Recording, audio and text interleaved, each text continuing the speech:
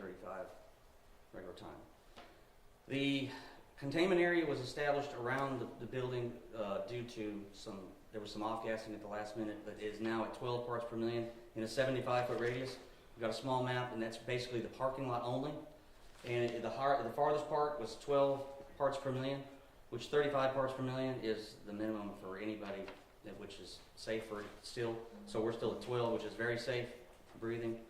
Occupants are going back to their residence, and we're starting to get all units decommitted, and so the company is going to monitor the situation, and they're going to keep a fire watch for 24 hours. And basically what we've had to do is, the product is, we weren't sure at first what it was. It was some sort of what we thought was a roofing tar. Basically, it is liquid asphalt, the same as you'd put on the street, where they would use to seal driveways, things like that. The problem was the product was contained in a small area towards the bottom, where a bubble with air was able to get in through some openings and a crack, and it was able to continue to burn.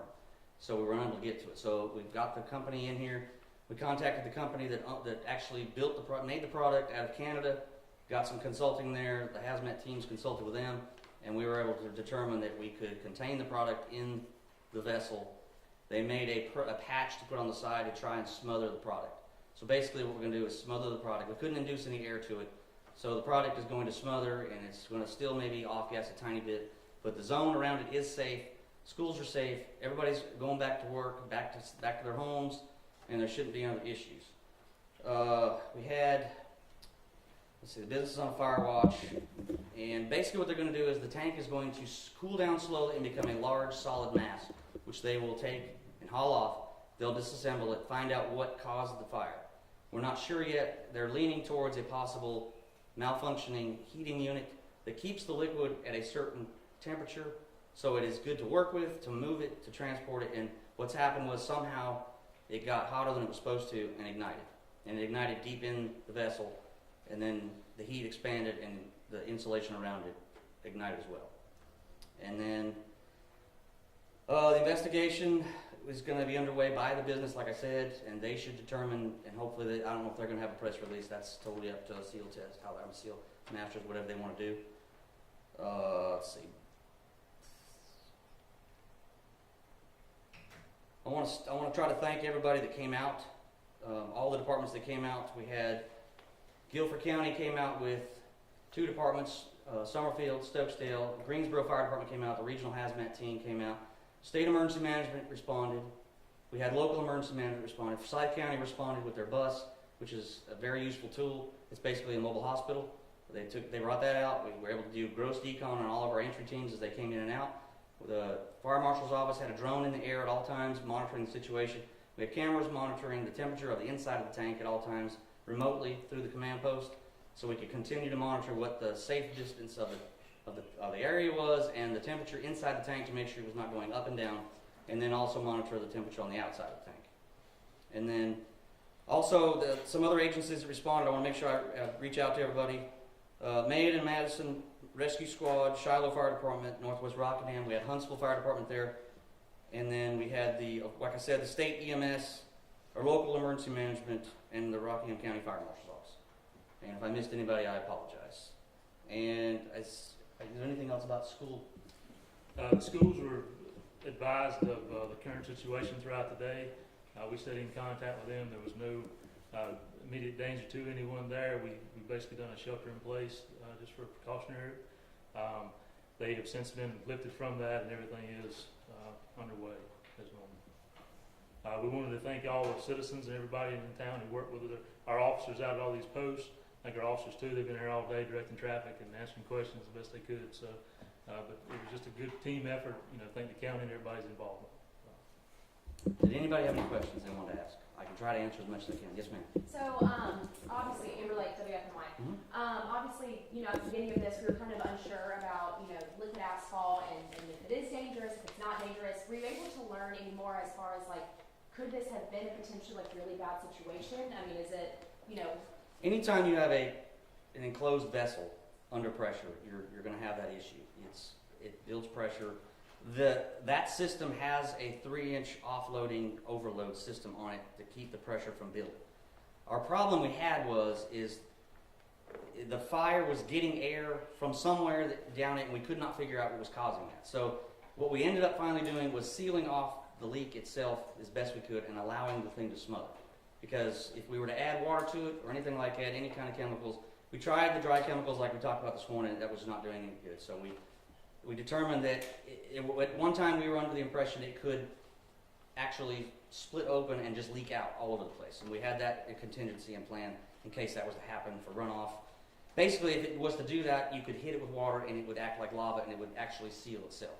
So as the thing cools, and it's like anything else, it's like Flex Seal or something like that, as it cools off or dry, it just dries up and it becomes a solid rubber mass. So once we determined that it was not going to bled, which is explode, it was a matter of just starting to try and get everybody rotated out to keep a small mist on the tank itself to cool it, to try and speed up the process of turning it into a solid mass. And once that was able to be established, we were able to do okay. And then the situation, once we realized that, we were able to decide how close to bring the containment zone back in, the explosive zone, and then move everybody back in. Yes, ma'am. Maria Devon, WFMY News. You had said that it was a 17,000 tank and the level went down to 11,000.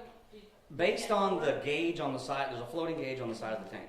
That when we first got there, it was showing the tank is 17,000 gallons is what they say, and then it was showing the level that was on the outside of the tank like a floating level, was showing us 11,000 gallons plus left in the tank.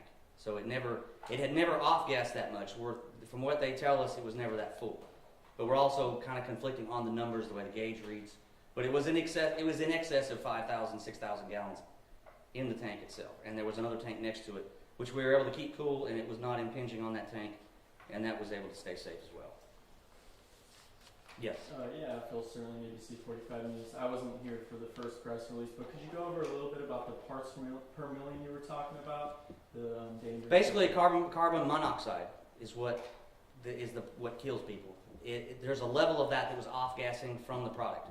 It had reached 35 parts per million, which is the cutoff. Our meters are set to go off at 35 parts per million. After that, we need to evacuate. Anything under that is a safe zone for a short work period of time. When we left, it was at 12 parts per million, which is very, very safe for anybody to be around. And it was only contained in a 75-foot area in the fence of the structure. So the residents are safe. It's safe to drive through there. That place has got off gases during the day anyway, so it has a distinctive smell like they're working on the road all the time anyway. So that's not uncommon and that's not unusual. They have assured us that they will watch the building and watch the tank for the next 24 hours, perform a fire watch. Petey's going to do the same thing in the evenings, make sure it's clear, and it should just, like I said, it should just turn into a large solid mass. They'll haul the tank off, do their investigation on what caused it, and replace the tank. Anybody else? Yes, ma'am. So is smoke still a concern for residents at this time? If it is, it's a very, very light area. We just checked it before we left, and it's not. The patch that's on there now is keeping the smoke down. They've let the top off right now, which it's a solid mass on top, so it's going to rubberize. So they've let the air induce to cool it, but it should not off-gas more than just a small amount. You wouldn't, not enough to notice it shouldn't be. Anybody else? And then in your Yes, ma'am. Facebook post, you guys noted that West Decatur Street was still going to be closed off to traffic. Has that been reopened? Yes, we've opened up all the affected areas. They were temporarily leaving it closed off for hose that was still in the roadway. But all that should be cleared up by now. And the residents, we've sent out another code red, letting them know that they are safe to return home. Any other questions? Is there any indication, Chief, that this company, might be cited for this, or did anything that they? That's something that when their cleanup company and the county emergency management is going to have to deal with that. Emergency management has their ways of recuperating for the manpower situation and everything else. That is something between emergency management and them. As for negligence or anything like that, that's not something we can determine. It looks to me like it was some sort of a fault in the tank, which could happen to anybody, and so that's between emergency management and the company itself. And the company was very open with us and helped us out on any questions. Yes. We had personnel there throughout the day, along with other companies there in town. We actually had another distributor here in town who let us use their lot for a staging area, Bridgestone aircraft tires, so they helped us out as well. But the company's been, fluent with us throughout the day. SealMasters was great about it. They've got people on site that they brought in. And honestly, when you're dealing with industry, no matter what we learn in the fire service, you always want to rely on your industry because it's their product. They work around it every day. and you have to trust what they tell you when it comes time to mitigate the situation. They know what they're talking about. And once we convince them that we want to make sure it's safe for the citizens around there, that is our concern. Then they decide, okay, this is what we're going to decide on, what the company decides, and that was what we went on. Is that the company says we'll turn it into a large, big rubber pot, and we'll be done with it. And we were okay with that, and that's the way we left the situation. Chief, when you have companies that have chemicals like this on their property that are right here, I mean, it's in the middle of a residential area.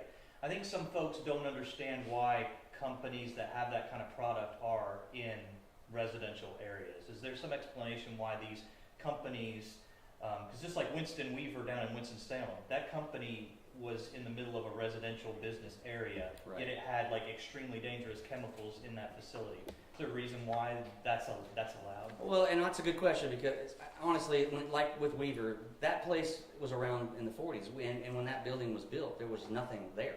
And when you build, people build around places that are technically may not be safe at the time. It may be out in the middle of nowhere today, and then it's got 500 houses around it. And this structure is actually in an area that is contained, and they are really good at maintaining their place, and they've never had any issues there before. And the fire marshal's office clears them, and makes sure they're safe every year. It goes and does their inspections, and we do our safety walkthroughs, and everything they do is totally legal. That nobody does anything that's, and that's just, it's their job. They know they're in an area that could affect the environment around you. It's just the nature of the beast. You can build a business wherever you want, and I'm not going to tell you that business may not have been there before the houses were built around it. That's what happens a lot. That's what happened at Weaver. I mean, I know that for sure. I worked at Winston for 30 years, and I know that place was there long before any of those houses and businesses were there. And that's what you just deal with. And us as emergency services, we have to adapt to that situation and make contingency plans like we had today to make that situation, if it does come up, you do the training, you what if, and that's what we do. And that's how we handle it. And it worked today because all the agencies worked together, the practice you did, everything you did to work together, and everything flows the way it's supposed to, and everybody's happy when they leave. And no injuries. Nobody was hurt. Nobody went to the hospital. There were some non-ambulatory people that were evacuated from their houses. They were taken good care of. The EMS took them right back home. It's the nature of the beast when you live in an urban area. This can happen. I mean, and any questions? Any other? Yes, sir. I just have one more. I know that this is a throwback question again, but when you guys first arrived at the fire, did you know it was going to be this kind of difficult when it comes to the tar? It's one of them situations where a small situation can turn into a large situation. You always want to treat it as if it is a large situation. So when we got there, we could smell the product. We knew what it was. We're familiar with it. It off-gases every day. We know what it is when it's there. It's just a matter of getting your game plan together and finding out what you can do to not make the situation worse and to control the situation and try to mitigate it as quick as you can. And that's what happens. Sometimes it takes a couple hours, and honestly, once we were able to open it up and realize that it was not just insulation on the outside on fire, it was actually getting in the product, then you draw back and you punt and you do something different. And it's just a matter of going back to your practicing and your resources and calling in the right people. We don't know everything. You've got to call in the people that help you, and that's what we did. Thank you. And just for clarification for the people at home, this is not an explosive product. Anything that is in a tight area is explosive. If it's in a spot where it's off gassing and it's in a place that it can't go away, it can't get away. That's how bombs are made. They put them in. It's in a confined space, and it has to go somewhere. When it has no place to go, it will explode, no matter what it is. This situation, this product, and we found that out through research, the MSD sheets, and everything else, and the people on site once they arrived on site. It has a system in place to offload in a 3-inch pipe the venting of that product off into a safe place, which we weren't aware of that at first, but we found that out through research and everything else, and determined the product was safe. Opened the lid, which the lid had a safety on it as well. If it was under pressure, it would lock the lid, and you couldn't open it. It'll pop up and lock. It did not do that. They were able to remove the lid, and access the product and check what they had. So, anybody else?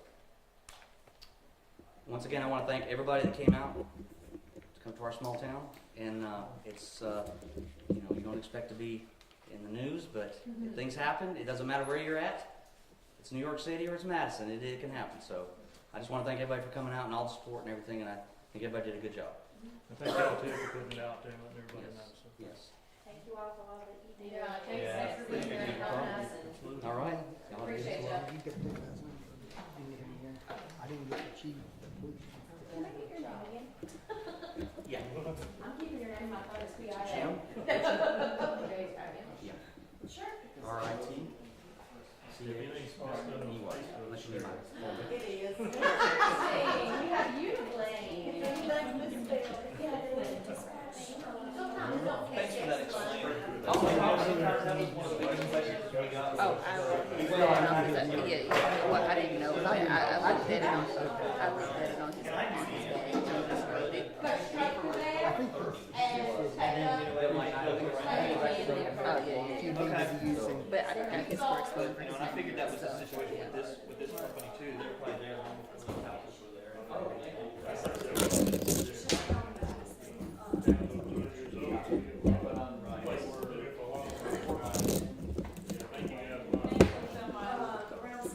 if you wanna. Huh? Okay, yeah, well, yeah, I'm just gonna go ahead and get